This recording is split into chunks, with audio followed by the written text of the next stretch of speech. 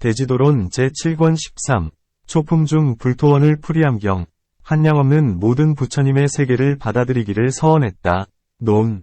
보살들은 여러 부처님의 세계가 한량없이 장엄하고 깨끗함을 보고는 갖가지 서원을 일으킨다. 어떤 부처님의 세계는 고통이 아주 없고 나아가서는 사막의 이름조차 없는 것을 보고는 보살이 스스로 서원을 일으켜 말하기를 내가 부처를 이뤘거든 그 세계에는 온갖 고통이 없고 나아가서는 사막도의 이름조차도 없으리니 반드시 이와 같아지리다 한다. 또한 어떤 부처님의 세계는 칠보로 장엄되어 있어 주야로 항상 청정한 광명을 뿜어 해와 달이 없는 것을 보고는 서원을 일으켜 말하기를 내가 부처를 이뤘거든 그 세계에는 항상 장엄하고 깨끗한 광명이 있으리니 반드시 이와 같이 되리다 한다. 또한 어떤 부처님의 세계는 중생들이 모두가 십선을 행하고 큰 지혜가 있으며 의복과 음식이 생각하는 즉시 생겨나는 것을 보고는 서원을 일으켜 말하기를 내가 부처를 이뤘거든 그 세계의 중생들의 의복과 음식도 반드시 이와 같아지리다 한다. 또한 어떤 부처님의 세계는 순수하게 보살들만이 있는데 부처님의 몸매와 같아 30 이상이 있고 광명을 환하게 비추고 나아가서는 성문이나 벽지불은 이름조차 없고 또 없으며 모두가 깊고 묘한 불도를 행하여 시방으로 유행하면서 일체를 교화한다. 이것을 보고는 서원을 일으켜 말하기를 내가 부처를 이뤘거든 그 세계의 중생들도 반드시 이와 같아지리다 한다. 이와 같이 한량없는 부처님 세계의 갖가지 장엄하고 깨끗함을 보고는 모두 얻겠다고 서원한다. 그러므로 한량없는 모든 부처님의 세계를 받아들이기를 서원하였다고 한다. 문. 보살들은 행과 업이 청정하여 스스로 깨끗한 과보를 얻거늘 어찌하여 반드시 서원을 세운 뒤에야 그것을 얻는가? 비유하건대 농사짓는 이가 곡식을 얻는 것과 같으니 어찌 다시 서원을 기다리겠는가? 답. 복을 짓되 원하는 것이 없으면 표방할 바가 없나니 서원을 세워 인도자, 도어가 되어야 능히 이루어질 바가 있는 것이다. 비유하자면 금을 녹이는 일은 세공사의 뜻에 따를 뿐이요 만들어질 금의 모양이 정해져 있는 것은 아니다.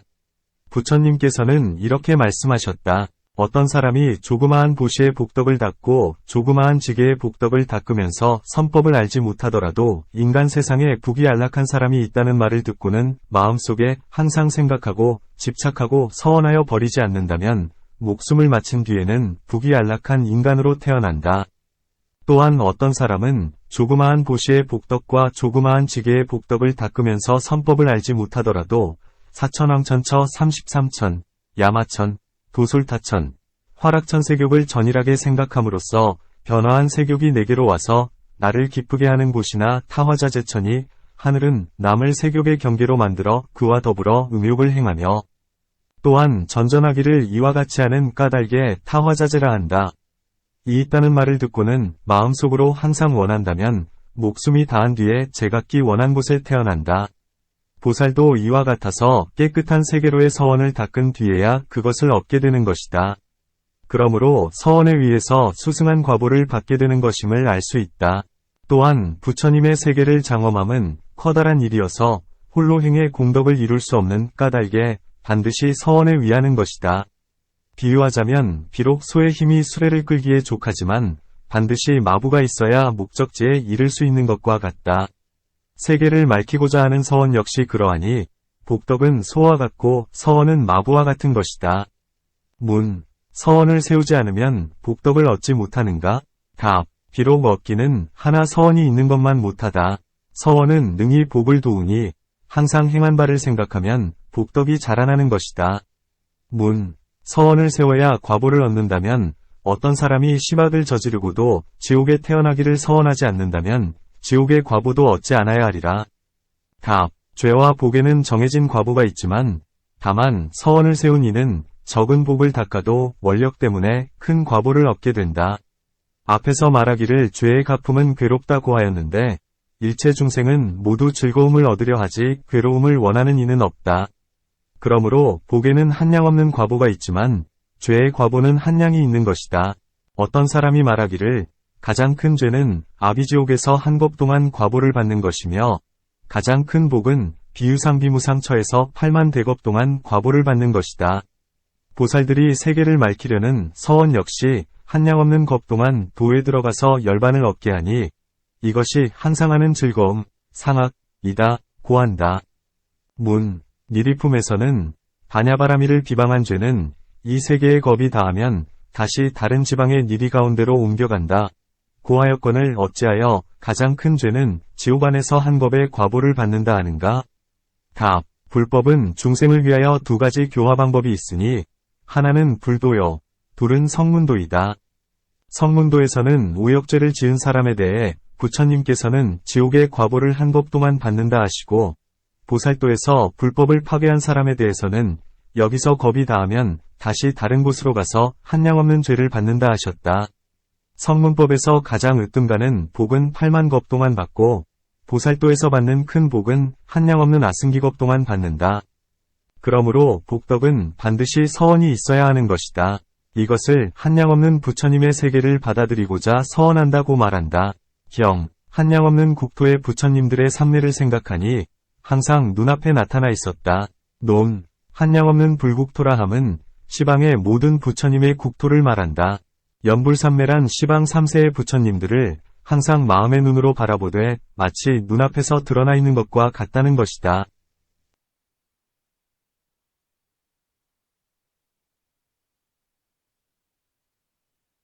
문, 무엇을 연불삼매라 하는가? 답, 연불삼매에는 두 가지가 있으니 하나는 성문의 법에서 한 불신에 대해 마음의 눈으로서 관찰하여 시방의 가득하심을 보는 것이요.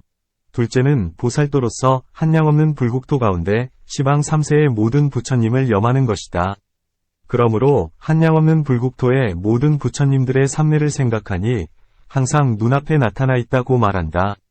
문, 보살의 삼매가 갖가지로 한량이 없다면 어찌하여 보살은 이 연불삼매만이 항상 눈앞에 나타나 있는 것만을 찬탄하는가? 답, 이 보살은 부처님을 생각하는 까닭에 불도 가운데 들어가게 된다. 그런 까닭에 연불삼매로서 항상 눈앞에 나타나 있는 것이다. 연불삼매는 갖가지 번뇌와 전생의 죄를 제거하지만 다른 삼매로는 능히 음욕을 제거하나 성냄을 제거하지 못한다. 또한 능히 성냄을 제거하나 음욕을 제거하지 못하고 능히 우치를 제거하나 음욕과 분노를 제거하지 못하고 능히 삼독을 제거하나 전생의 죄를 제하지는 못한다. 하지만 이 연불삼매는 능히 갖가지 번뇌와 갖가지 죄를 제거하는 것이다. 또한 연불삼매에는 큰 복덕이 있어서 능히 중생을 제도하나니 이 보살들이 중생을 제도하려 함에 다른 삼매들 가운데 이 연불삼매만큼 복덕으로 모든 죄를 속히 없앨 수 있는 것은 없다. 이런 이야기가 있다. 옛날에 500명의 상인들이 바다에 들어가서 보물을 캐다가 마가라 어왕을 만나게 됐다. 그 입을 여니 바닷물이 그 가운데로 들어가고 배가 쏜살같이 쓸려 들어가는 난을 당하였다. 이때 사공, 선사, 이 막루 위의 사람에게 물었다. 그대는 무엇을 보았는가? 막루 위의 사람이 대답했다. 해가 셋이 있고 횡 산이 늘어섰는데 물이 쏠려들기를 마치 큰 구덩이로 들어가는 것 같았습니다. 사공이 말했다. 이는 마가라 어왕이 입을 벌린 것이다. 하나는 진짜 해요. 두 개의 해는 고기의 두 눈이요. 흰 산은 고기의 이빨이다. 물이 흘러드는 것은 그의 입으로 들어가는 것이니 이제 우리들은 끝장이 났다. 제각기 천신에게 기도하여 스스로를 구제하라. 이때 사람들이 제각기 섬기는 바의 구원을 청했으나 도무지 소용이 없었다. 이 가운데 오계를 받은 우바세가 있다가 사람들에게 말했다. 우리들은 모두 나무부를 외웁시다. 부처님은 가장 높으시니 능히 모든 사람들의 고액을 구제해 주십니다. 이에 사람들은 한마음으로 소리를 맞추어 나무부를 외쳤다. 이 고기는 전생의 계를 파한 불제자로서 전생일을 깨닫는 지혜를 얻었는데 부처님을 부르는 소리를 듣자 마음이 저절로 뉘우치고 깨달았다. 곧 입을 다무니 뱃사람들은 벗어날 수가 있었다. 부처님을 억념한 까닭에 능히 무거운 죄를 제하고 모든 고액을 면했건을 하물며 연불삼매이겠는가. 또한 부처님은 법의 왕이시며 보살은 법의 장수이니 존중받을 분은 오직 불세존뿐이시다. 그러므로 항상 부처님을 억념해야 하는 것이다. 또한 항상 연불을 하면 갖가지 공덕의 이익을 얻나니 비유하건대 대신이 남달리 은총을 입어 항상 그 주인을 생각하듯이 보살도 그와 같아서 갖가지 공덕과 한량없는 지혜는 모두 부처님으로부터 얻음을 알고 그 은혜가 중함을 아는 까닭에 항상 부처님을 생각하는 것이다. 그대가 묻기를 어찌하여 항상 부처님만 생각하고 다른 삼매는 행하지 않는가 하였으나 지금은 항상 생각한다 고 말했을 뿐 다른 삼매는 행하지 않는다고 말하지는 않았다. 단 연불삼매를 행하는 경우가 많기 때문에 항상 생각한다고 말한 것이다. 또한 앞에서는 공, 무상, 무작삼매를 말했으나 아직 연불삼매를 말하지 않았으므로 이제 말한 것이다.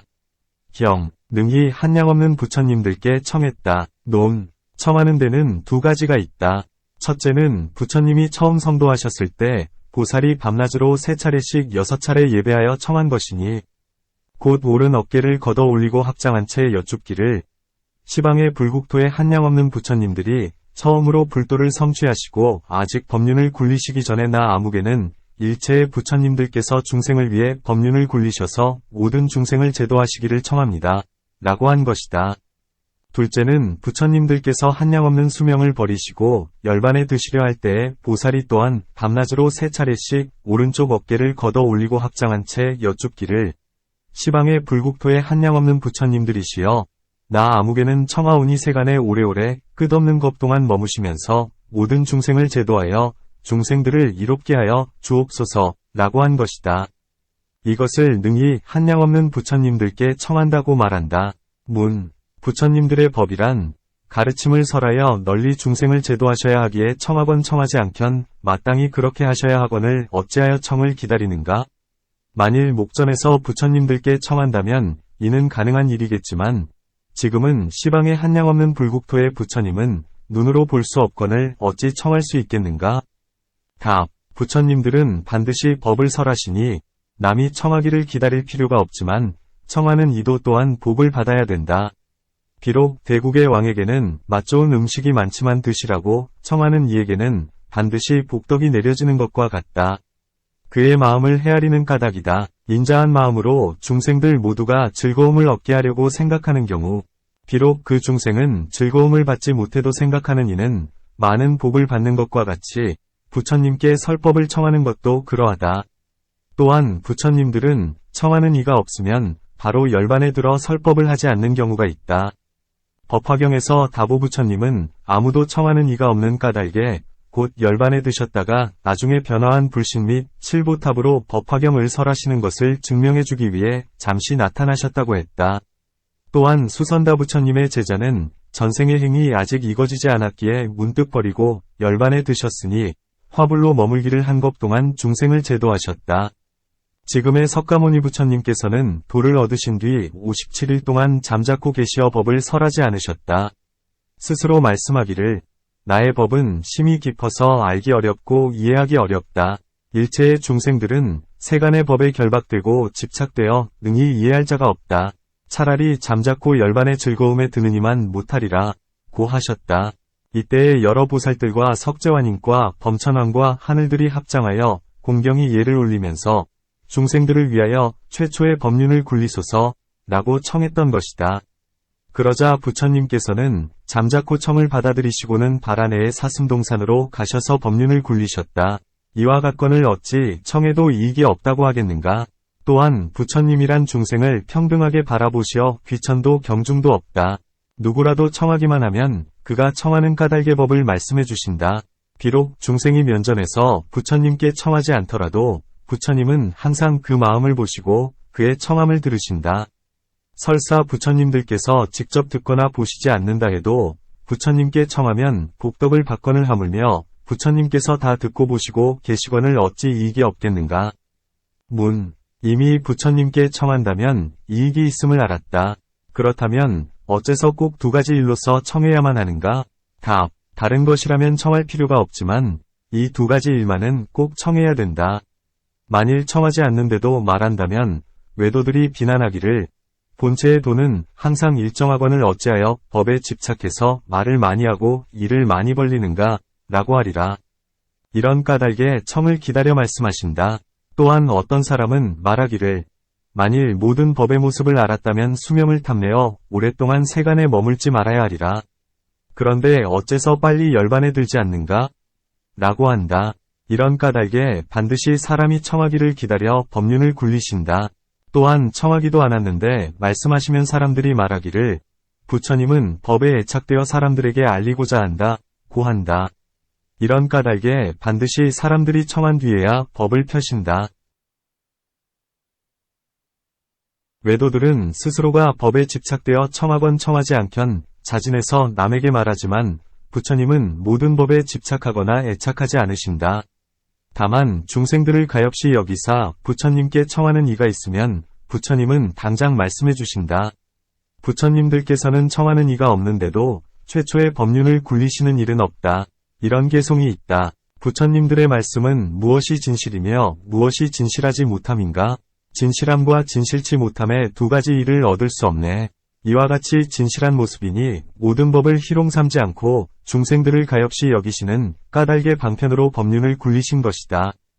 또한 부처님께서 청하는 이 없이 스스로 법을 말씀하신다면 이는 스스로 드러내 스스로 집착하는 것이 되어 응당 14가지 질문, 난에도 대답을 하셔야 하리라. 그러나 지금 여러 하늘들이 부처님께 설법을 청함은 단지 노, 병, 살을 끊기 위함일 뿐 희론하려는 것은 아니다. 이런 까닭의 14가지 질문에 대답지 않아도 허물이 없다. 그러므로 꼭 청한 뒤에야 법륜을 굴리신다. 또한 부처님은 인간 세상에 태어나셔서 대인의 법을 부리시는 까닭에 비록 큰 자비가 있다 해도 청하지 않으면 말씀하지 않으신다. 만일 청하지 않았는데도 말씀하셨다면 외도에게 조롱을 받으실 것이다. 그러므로 처음에는 반드시 청함을 기다리는 것이다. 또한 외도들은 범천을 숭상하는데 범천이 스스로 부처님께 청하면 곧 외도의 마음도 굴복한다.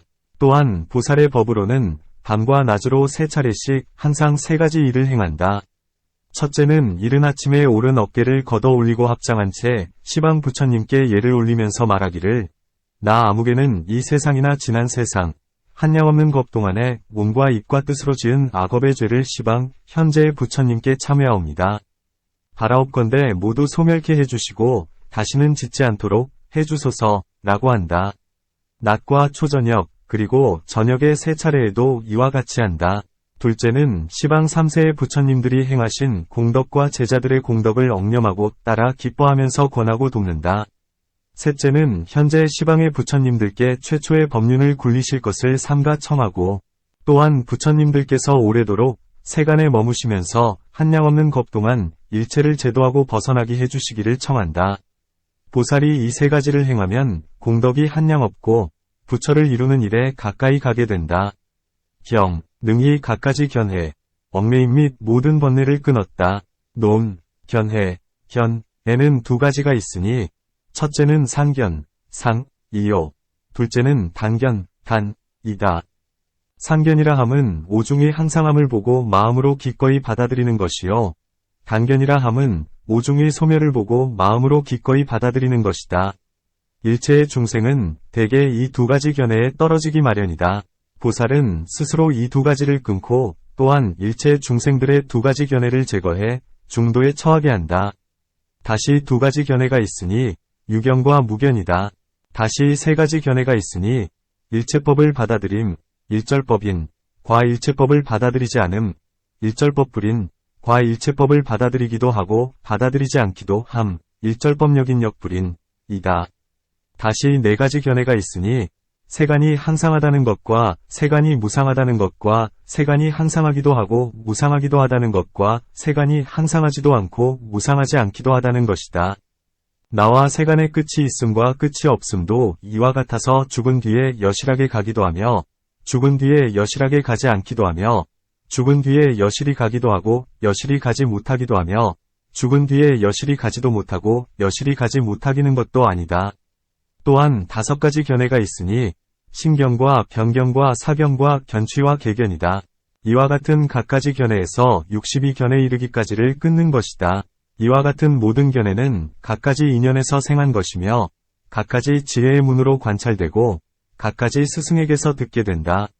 이와 같은 각가지 모습은 능히 각가지 번뇌, 결사를 이루고 각가지 원인을 지어 중생들에게 종종의 고통을 가져다 준다. 이를 각가지 견해라 한다. 견해의 뜻은 뒤에서 자세히 설명하리라. 얽매임, 전이라 함은 10가지 얽매임, 십전을 말한다. 곧 성냄의 얽매임, 죄를 숨김의 얽매임, 졸음의 얽매임, 잠의 얽매임, 희롱의 얽매임, 들뜸의 얽매임, 제 부끄러움 없음의 얽매임, 남 부끄러움 없음의 얽매임, 인색함의 얽매임, 질투의 얽매임이다. 또한 일체의 번뇌는 마음을 얽어매는 까닭에 모두 일컬어 얽매임이라 한다. 번뇌라 함은 능히 마음을 번거롭게 하고 괴롭히기 때문에 번뇌라 한다. 번뇌에 두 가지가 있으니 내적인 집착, 내저과 외적인 집착, 외저이다. 내적인 집착이란 5가지 견해, 오견과 의심과 교만 등이요. 외적인 집착이란 음욕, 성냄 등이다. 무명은 안팎에 동시에 속한다. 다시 2가지 결이 있으니 첫째는 애욕에 속하는 것이요. 둘째는 견해에 속하는 것이다. 또한 3가지가 있으니 음욕에 속하는 것과 성냄에 속하는 것과 어리석음에 속하는 것이다. 이것을 번뇌라고 한다. 얽매임, 전이라 했는데 어떤 사람은 말하기를 10가지 얽매임이 있다 고 하며 어떤 사람은 말하기를 500가지 얽매임이 있다 고 한다. 번뇌를 일체의 결사라 하는데 결에는 9가지가 있고 사에는 7가지가 있어 합치면 98결, 결이 된다. 가전현자 아비담에 말하기를 10전과 98결이 합해 108번 뇌가 된다. 독자의 아비담 가운데에서는 결과 사는 같은 것으로 500이 얽매임, 전이 있다 고 한다. 이와 같은 모든 번뇌를 보살은 능히 갖가지 방편으로 스스로 끊으며 또한 교묘한 방편으로서 다른 사람의 번뇌들도 끊게 한다. 부처님께서 생존하셨을 때 3사람이 있었다. 큰형과 둘째 형과 막내인 이들이 비아리국에는 음녀 암라바리가 있고 사바제에는 음녀 수만나가 있으며 왕사성에는 음녀 우발나반나가 있다는 얘기를 들었다. 또한 2사람은 각각 이 3여인은 단정하기 견줄이 없다. 며 사람들이 칭찬하는 말을 듣고는 밤낮으로 오로지 3여자를 생각하여 잠시도 멈추지 못하다가 마침내는 꿈속에서 그들을 만나 정사를 하고 말았다. 꿈을 깬 뒤에 생각했다. 저 여자가 오지도 않았고 내가 가지 않았는데도 음사를 이룰 수 있구나. 이 일로 인하여 모든 법이 다 이렇다는 것을 깨닫게 되었다. 이에 발타바라 보살에게 가서 이 일을 물으니 발타바라 보살이 대답했다. 모든 법이 실로 그러하여서 모두가 마음에서 생겨나는 것이다. 이와 같이 갖가지 방편으로 3사람에게 방편을 부려 교묘히 모든 법의 공함을 말해주니 이때 3사람은 곧 아비발치를 얻었다. 이 보살들 역시 그와 같아서 중생들을 위해 갖가지 방편으로 모든 법을 교묘하게 말해주어 모든 견해와 얽매임과 번뇌를 끊어주니 이것을 일컬어 능히 갖가지 견해와 얽매임 및 번뇌를 끊게 한다 고 하는 것이다. 경, 백천가지 삼매에서 유의하며 삼매를 냈다. 논, 보살들은 선정으로 마음이 조복되어 청정한 지혜와 방편의 힘 때문에 능히 갖가지 삼매를 낸다. 어떤 것이 삼매인가? 곧 착한 마음이 한 곳에 머물러 요동치 않는 것을 삼매라 한다. 또한 3가지 삼매가 있으니 유가규과 삼매와 무각무관 삼매와 무가규과 삼매이다. 또한 4가지 삼매가 있으니 6개의 얽매인 삼매와 3개의 얽매인 삼매와 무색개의 얽매인 삼매와 얽매이지 않은 삼매이니 이 가운데서 부리는 보살의 삼매는 앞서 말한 바와 같거니와 부처님의 삼매에 대해서는 아직 원만하지 못하여 부지런히 행하고 닦는 까닭에 능히 낸다고 한다. 문, 보살들은 무슨 까닭에 이 100,000가지 삼매를 내고 또한 유의하는가? 답, 중생들이 한량 없고 마음씨, 심행도 한결같지 않아서 근기가 예리한 이도 있고 둔한 이도 있으며 번뇌가 얇은 이도 있고 두터운 이도 있다. 그러므로 보살은 100,000가지 삼매를 행하여 그 번뇌, 진로를 끊게 한다. 비유하건대 가난한 사람들을 큰 부자로 만들어주려거든 반드시 갖가지 재물과 온갖 것을 갖춘 뒤에야 가난한 사람들을 모두 구제할 수 있는 것과 같다. 또한 어떤 사람이 모든 병을 고쳐주려거든 반드시 갖가지 약을 준비한 뒤에야 고칠 수 있듯이 보살들도 그와 같아서 널리 중생을 제도하기 위한 까닭에 갖가지 100, 1000삼매를 행한다. 문, 다만 이 삼매를 내기만 하면 될 것이거늘 어찌하여 또한 그 가운데서 유의하는가? 답, 보살이 마음으로 모든 삼매를 내며 깊은 마음으로 들고 나기를 자유롭게 하는 것을 휘라 한다. 이는 애착에 결박된 유의가 아니다. 유의자재라고 함은 마치 사자가 사슴들 가운데서 자재롭고 두려움 없는 것과 같음을 말한다. 따라서 희라고 하는 것이다. 이 보살들이 삼매에 대하여 자재로운 힘이 있어서 능히 나오고 들 수 있음도 또한 이와 같다. 다른 사람들은 삼매에 대하여 자재롭게 들어가나 자재롭게 머무르거나 나오지 못하며 자재롭게 머무르나 자재롭게 들고 나지 못하며 자재롭게 나오지만 자재롭게 머무르거나 들지 못하며 자재롭게 들고 머무르지만 자재롭게 나오지 못하며 자재롭게 머무르고 나오지만 자재롭게 들지 못하는 경우가 있다. 하지만 이 보살들은 세 가지의 능히 자재로운 까닭에 백천가지 삼매에 능히 유의하기도 하고 내기도 한다. 고한다.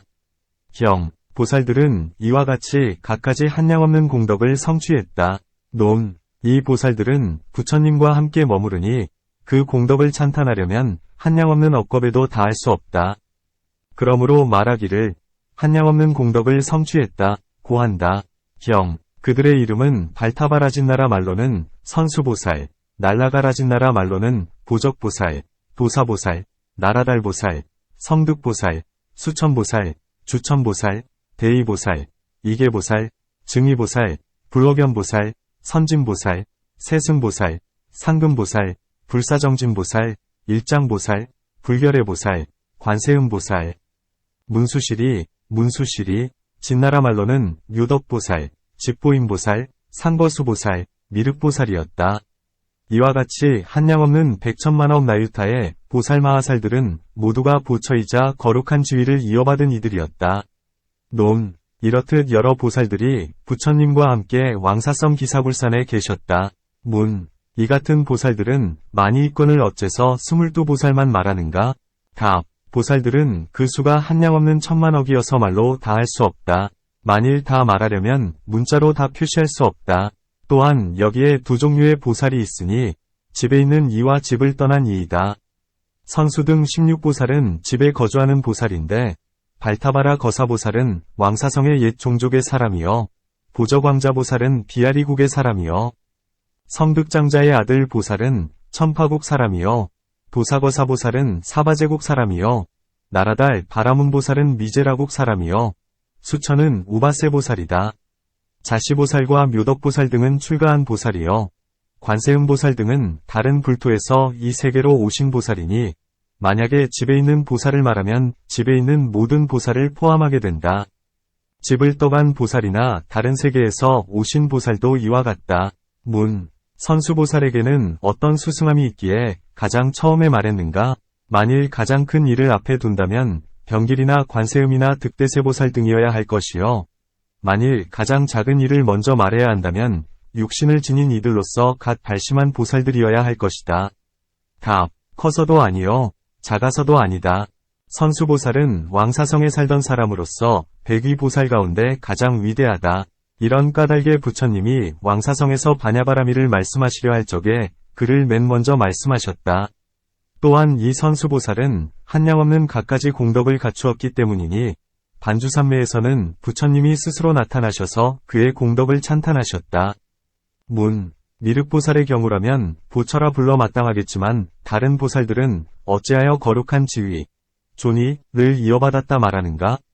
답. 이 보살들은 시방의 불국토에서 모두 불처를 돕고 있기 때문이다. 14. 초품 중 광명을 놓으시다를 프리암일경. 여기에서 세종께서는 스스로 사자자를 펴셨다. 그리고는 가부좌를 들고 몸을 고추시고는 염을 모아 눈앞에 두고 삼매왕삼매에 드시니 모든 삼매가 모두 그 안에 들어갔다. 논. 문. 부처님께는 시자들도 있고 보살들도 있건을 어찌하여 손수 사자자를 펴셨는가? 답. 이는 부처님께서 변화에 놔두신 것으로서 대중에게 적절히 맞추시기 위해서이다. 그러므로 안안이 펴지 못했다. 또한 부처님의 마음에서 변화해낸 것이므로 스스로 폈다고 했다. 문. 어째서 사자자라 하는가? 부처님께서 사자를 변화해내셨는가? 아니면 봅의 사자가 왔는가? 혹은 금, 은, 나무, 돌로 사자를 만들었는가? 또한 사자는 착하지 못한 짐승이므로 부처님에게는 필요치 않았을 것이며 또한 까닭 없이 오지도 않았을 것이다. 답. 그 이름을 사자라 부르지만 봅의 사자는 아니다. 부처님은 인간 가운데 사자인지라 부처님이 앉으신 곳은 평상이건 땅이건 모두가 사자좌라 한다. 마치 지금 국왕이 앉는 곳을 모두 사자좌라 하는 것과 같다. 또한 왕이 건전한 사람을 부를 때에는 인간 사자, 인사자라 하며 사람들이 국왕을 부를 때에도 인간 사자라 한다. 또한 사자는 네 발 가진 짐승 가운데서 으뜸이어서 두려울 것이 없이 능히 일체를 굴복시키는데 부처님도 그와 같아서 96종의 길에 대해 그 모두를 항복시키되 두려움이 없는 까닭에 인간 사자라 한다. 문. 앉는 법이 많거늘 어찌하여 부처님께서는 결가부좌만을 쓰시는가? 답. 모든 좌법 가운데 결가부좌가 가장 편안하여 피로하지 않다. 이것은 곧 좌선하는 사람의 앉는 법으로 손과 발을 거두어지니면 마음도 역시 흐트러지지 않는다. 또한 온갖 네 가지 몸의 위에 가운데서 가장 편안하니 이것은 곧 참선할 때의 앉음새이며 도법을 취하는 앉음새이어서 마왕이 이를 보면 그 마음으로 두려워하게 된다. 이렇게 앉는 법은 출가한 사람의 법이니 나무 밑에서 가부좌를 들고 앉으면 무사람이 이것을 보고 모두 환희하며 그 도인은 반드시 도를 얻으리라고 한다. 이런 개송이 있다. 가부좌를 들고 앉으면 몸이 평안하여 삼매에 들고 그 위덕을 사람들이 우러르니 태양이 천하를 비춘과 같다. 졸음과 게으름과 번뇌심을 제하고 몸이 가벼워 피로하지 않으며 깨달음도 역시 가볍고 편안히 위젓이 앉았음이 용이 도살인 것 같다.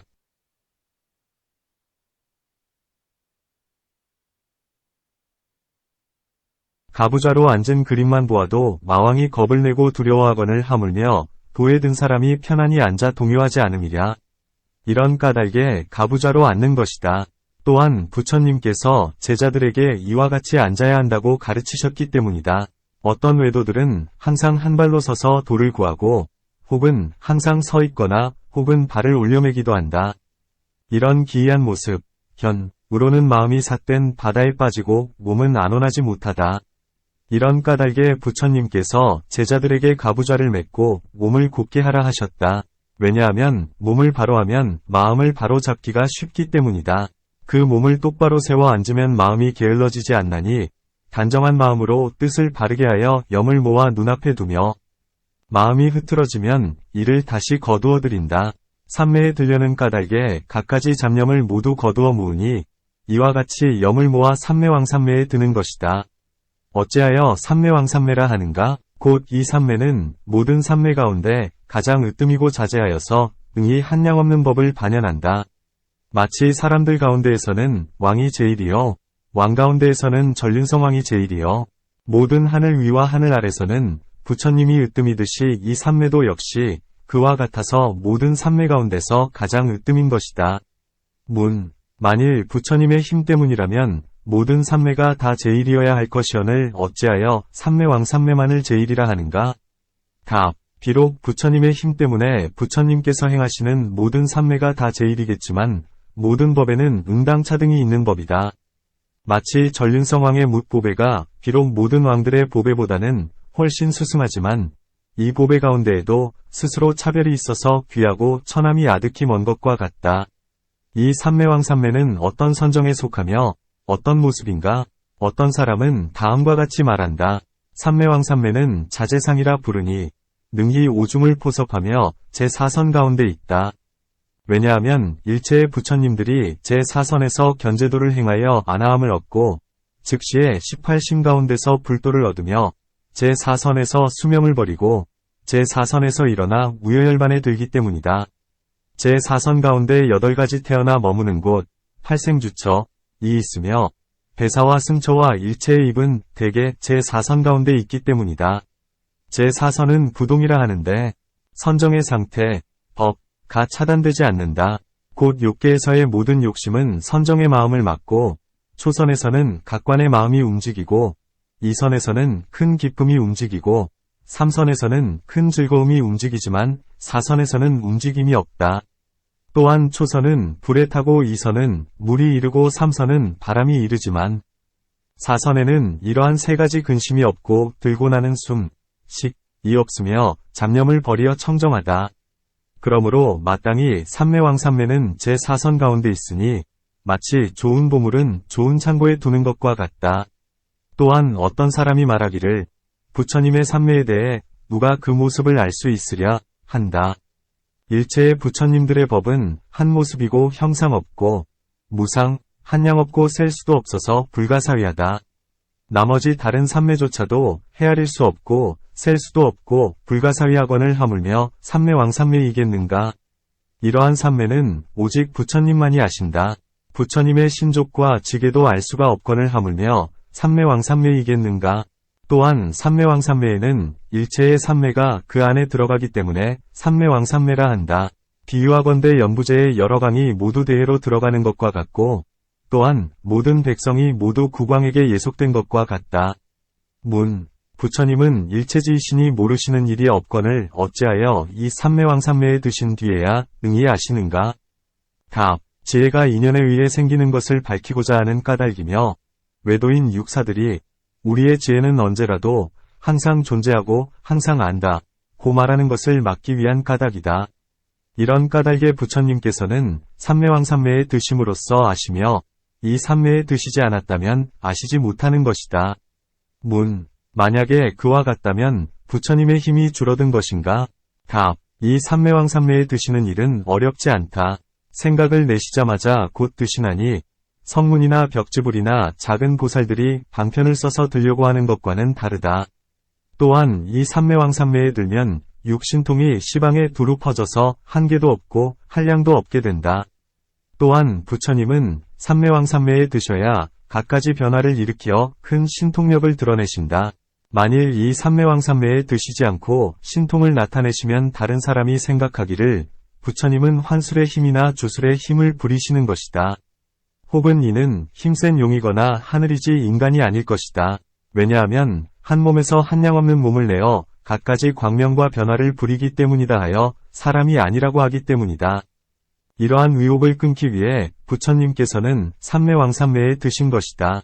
또한 부처님께서 만약에 다른 삼매에 드시면 하늘이나 성문이나 벽지불들이 곧 엿보아 알게 된다. 비록 부처님의 실력이 위대하다고는 해도 그것을 알 수 있다면 공경하는 마음이 정중치 못하게 된다. 이런 까닭에 삼매왕삼매에 드신 것이다.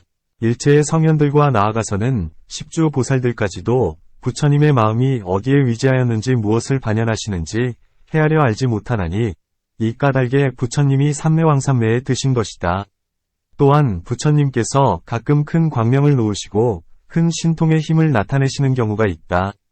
곧 처음 탄생하실 때와 돌을 깨치실 때와 처음으로 법륜을 굴리실 때와 하늘물이나 여러 성인들이 많이 모일 때와 외도를 무찌를 때는 모두 큰 광명을 놓으셨는데 이제 그 수승하고 특출함을 보이시기 위하여 큰 광명을 놓으셔서 시방의 일체의 천인과 중생 및 모든 아라한, 벽지불, 보살들로 하여금 모두 보고 알게 하셨으니 이런 까닭에 삼매왕삼매에 드신 것이다.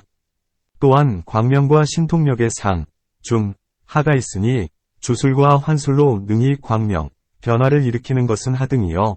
하늘과 용과 신들이 과보로 광명과 신통력을 얻는 것은 중등이요.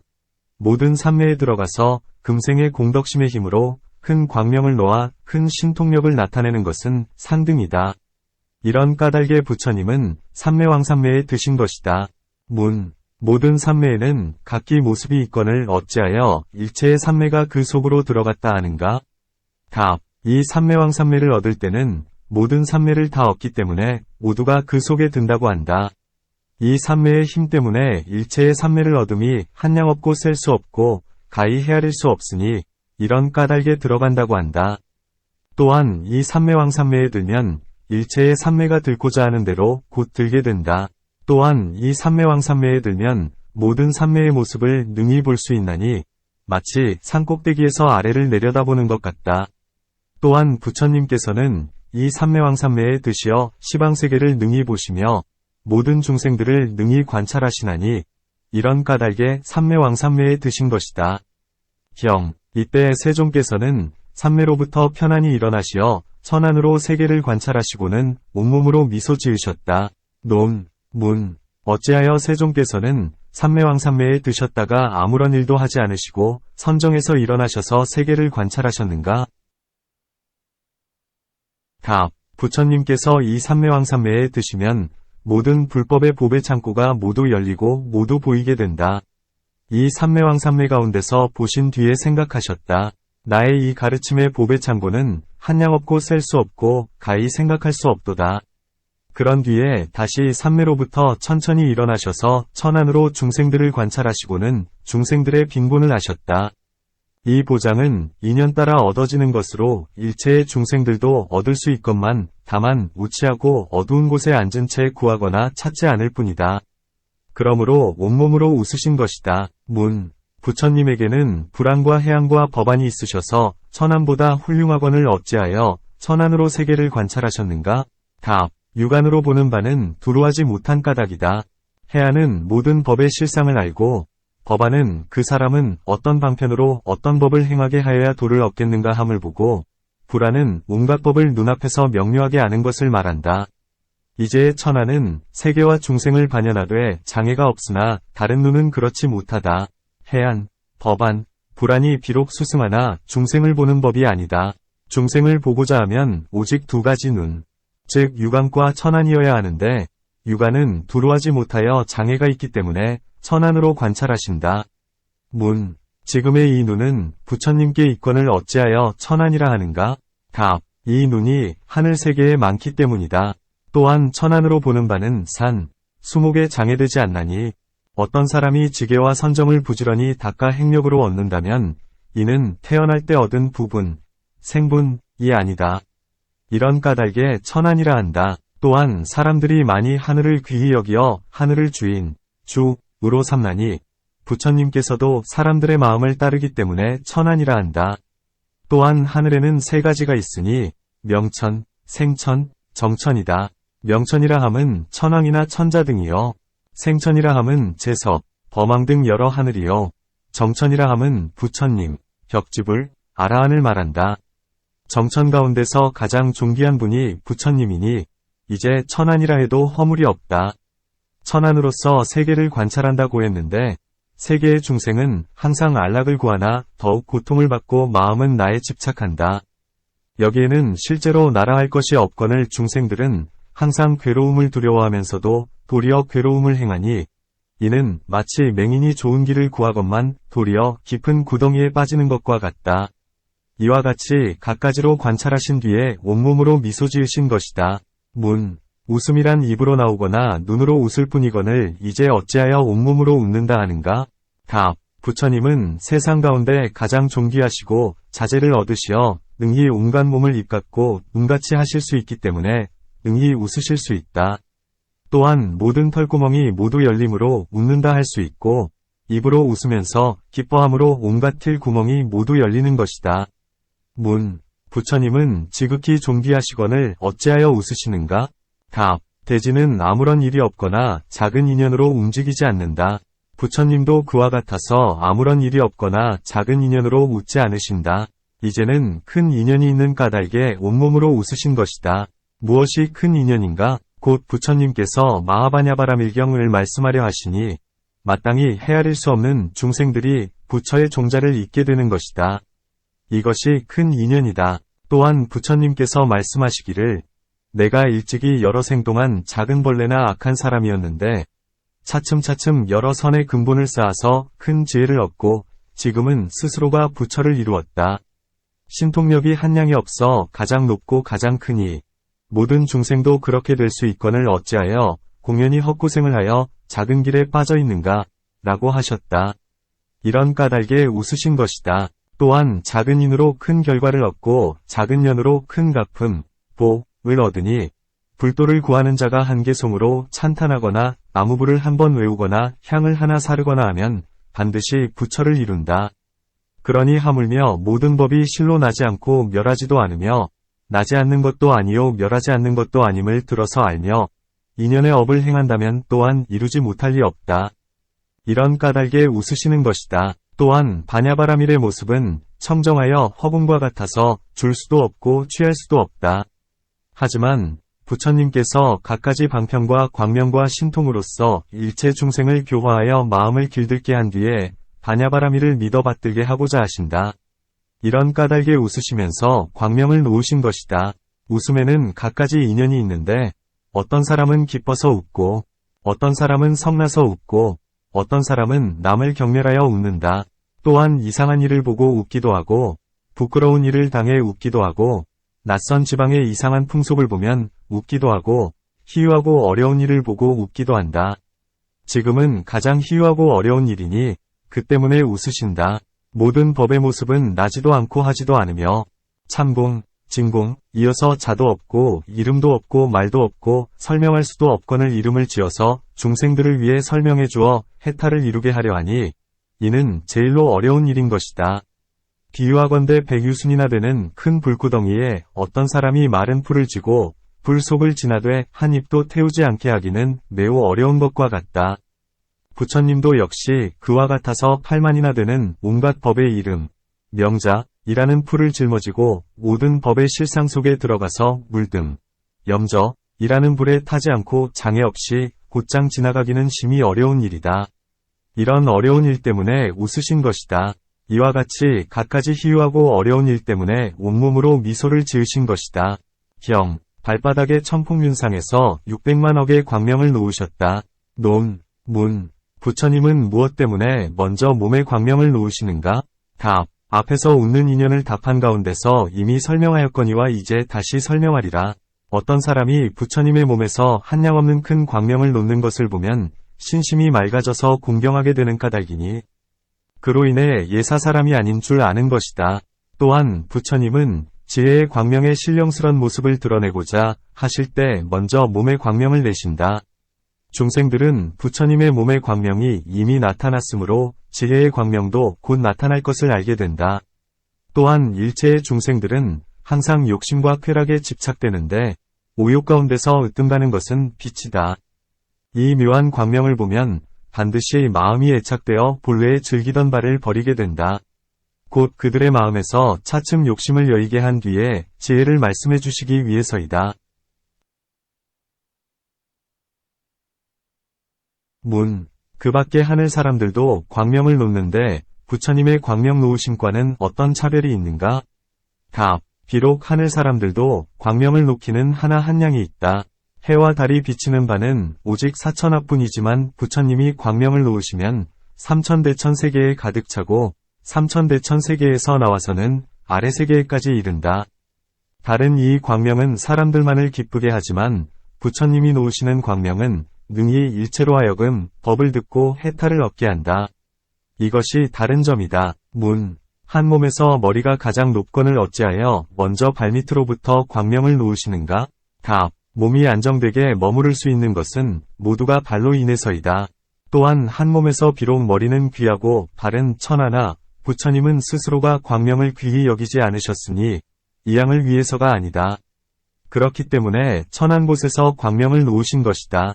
또한 용이나 큰 뱀, 귀신들은 입으로부터 빛을 뿜어 앞에 물건을 도구로 해치는데 만약에 부처님께서도 입으로부터 광명을 놓으시면 중생들이 이 무슨 큰 빛인가 하고 겁을 내며 해를 당할까 두려워한다. 그러므로 발밑으로부터 광명을 놓으신 것이다. 문, 발밑으로 놓으신 600만억의 광명과 나아가서는 6개의 광명까지 모두 세어도 삼천대천세계에도 차지 못하겠거늘 하물며 시방세계이겠는가? 답, 이 몸의 광명은 모든 광명의 근본이어서 근본으로부터 가지가 흘러나와 한량없고 셀 수가 없다. 비유하건대 가라구라충이 그 몸이 미세하지만 바람을 만나면 더욱 커져서 마침내는 모든 것을 삼키는 것과 같다. 광명도 그와 같아서 제도할 중생을 만나면 더욱더 커져서 한량이 없게 된다. 경, 10발가락, 2복사뼈, 2발꿈치, 2무릎, 2허벅지, 허리, 척추, 배, 등, 배꼽, 심장, 가슴, 덕자, 어깨, 팔, 10손가락, 목, 입, 40개의 치아, 2 콧구멍, 2 눈, 2 귀, 100호상, 6개에서 각각 600억의 광명을 놓으셨다. 논, 문, 발밑의 광명으로도 좋기 삼천대천세계 및 시방세계를 비치건을 어째서 몸의 각 부분마다 다시 600만억의 광명을 놓는가? 답, 내가 먼저 말하기를 발밑의 광명을 놓아 아래쪽 세계를 비친다 고했으나 다른 쪽은 채우지 못하므로 다시 몸의 각 부분에 광명을 놓는 것이다. 어떤 사람이 말하기를 발은 온몸이 위지하여 서는 곳이어서 가장 크지만 다른 곳은 그렇지 못하다. 그러므로 부처님이 먼저 발밑으로 600만억의 광명을 놓으셔서 중생에게 보이신다. 마치 30 이상 가운데 첫 번째인 조카 한주상과 같으니 몸 전체에 모두 신통한 힘이 있다. 문. 어떤 삼매에 의하고 어떤 신통에 의하고 어떤 선정에 머물러서 이 광명을 놓으시는가? 답. 삼매왕 삼매 가운데에서 이 광명을 놓으시며 육신통 가운데에서 여위통, 네 가지 선정 가운데에서 제4선에 머물러서 이 광명을 놓으신다. 제4선 가운데 불이 우세하게 드러나는 경지, 화승처에서의 불이 있으니 일체가 이 가운데 들어가면 광명을 놓는다. 또한 부처님이 처음 탄생하실 때나 처음 성불하실 때나 처음 법륜을 굴리실 때에 모두 한량없는 광명을 놓아 시방을 가득하게 채운다. 그러니 어찌 마하바냐바라미를 말씀하실 때 광명을 놓지 않으랴. 비유하건대 전륜성왕의 구슬보배는 항상 광명을 비추어 왕의 군중의 사방을 각각 한 유순씩 비추는 것과 같다. 부처님도 그와 같아서 중생의 반연 때문에 삼매에 들지 않아도 항상 상광을 놓으신다. 왜냐하면 부처님은 온갖 법의 보배를 성취하셨기 때문이다. 경. 이 모든 광명으로부터 대광명을 놓아 삼천대천세계를 두루 비추시고 삼천대천세계로부터 다시 동방으로 항하의 모래수같이 많은 세계를 두루 비추셨다. 남, 서, 북과 내간방, 사욕, 과 위아래도 그러하였는데 어떤 중생이라도 이 광명을 만나는 자는 반드시 안욕따라 삼맥삼보리를 얻었다. 논, 문, 불의 모습은 위로 타오르고 물의 모습은 아래로 젖고 바람은 옆으로 퍼지듯이 이 광명은 불의 기운이므로 위로 뻗어야 할 것이거늘 어찌하여 삼천대천세계와 시방세계에 두루 차는가? 답. 광명에는 두 가지가 있으니 하나는 불기운, 화기, 이유 또한 하나는 물기운, 수기, 이다. 일주는 불기운이고 월주는 물기운인데 비록 불의 모습은 위로 향해 불꽃이 오르나 사람의 몸속의 불은 위아래로 두루 퍼져 도달한다. 해와 불의 광명도 그러하다. 그러므로 여름날에 땅 위의 물이 모두 뜨겁다. 이것으로 미루어 보건대 불이 모두 위로만 올라가는 것이 아님을 알 수 있다. 또한 이 광명은 부처님의 위실력에 의하기 때문에 시방에 두루 미치나니 마치 강한 활로 화살을 쏘면 어디든 향해 가는 것과 같다. 문. 어째서 동쪽을 먼저 비추고 남, 서, 북방을 나중에 비추는가? 답. 해가 돋을 때 동쪽에서 먼저 뜨기 때문이니 부처님께서도 중생들의 생각에 따라 먼저 동쪽을 비추셨다. 또한 방위마다의 다른 한 가지씩의 질문이 있으니 만일 먼저 남쪽을 비추셨다면 어째서 동, 서, 북쪽을 먼저 비추지 않았는가? 라고 묻게 되리라. 문. 그 광명은 언제 사라지는가? 답. 부처님께서 신통력을 써서 더 머물게 하고자 하면 더 머물고 신통력을 거두시면 곧 사라진다. 부처님의 광명은 등불 같으며 신통력은 기름 같으시다. 부처님께서 신통력을 거두지 않으신다면 광명은 사라지지 않는다.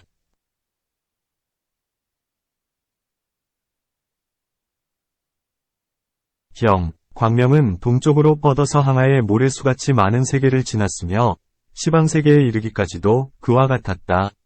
논, 문. 어떤 것이 삼천대천세계인가? 답. 부처님께서 자바함 가운데 분별하여 말씀하셨으니 1000개의 해, 1000개의 달, 1000개의 연부제, 1000개의 구타니, 1000개의 울달라월, 1000개의 불바제, 1000개의 수미산, 1000개의 사천왕천, 1000개의 33천, 1000개의 야마천, 1000개의 도솔타천, 1000개의 화자제천, 1000개의 타화자제천, 1000개의 범세천, 1000개의 대범천을 소천세계라 하고 줄이라고도 한다. 이 줄이의 천의 세계를 하나로 삼아 하나로부터 세어서 천에 이르면 이천의 중세계라 한다. 이 이천의 중세계를 하나로 삼아 하나로부터 세어서 천에 이르면 삼천대천세계라 한다. 처음의 천은 소, 두 번째 천은 중, 세 번째는 대천이라 하는데 천과 천을 거듭해서 세는 까닭의 대천이라 하고 천과 천을 곱하기를 두 번 거쳤기 때문에 삼천이라 한다. 이것들을 모두 합해 100억이 1월 내지는 100억이 대범천이라 하며 이를 삼천대천세계라 한다. 이는 일시에 생겼다가 일시에 사라진다. 어떤 사람이 말하기를 머무는 시간이 한 겁이요 사라지는 시간이 한 겁이요 다시 생기는 시간이 한 겁이니 이것이 삼천대천세계이다 라고 한다. 대겁은 세 가지로 무너지니 물과 불과 바람이다. 속업 역시 세 가지로 무너지니 전쟁, 도, 과 질병과 기아이다. 이 삼천대천세계는 허공 속에 놓여 있는데 바람 위에 물, 물 위에 땅, 땅 위에 사람이 있다. 수미산에는 두 하늘이 있으니 4천처와 33천처이다. 나머지 야마천 등은 복덕의 인연이 되는 칠보의 땅으로서 바람에 의해 공중에 들려져 있으며 나아가 대범천까지도 모두가 칠보의 땅으로서 모두가 바람 위에 놓여 있다. 이 삼천대천세계를 광명으로 두루 비추신 뒤에 나머지 광명이 흘러나와 다시 동쪽으로 항아의 모래수같이 많은 세계들을 비추시니 남, 서, 북과 내간방, 사육, 위아래도 그와 같았다. 문, 이 광명이 멀리 비쳤는데 어찌하여 사라지지 않는가?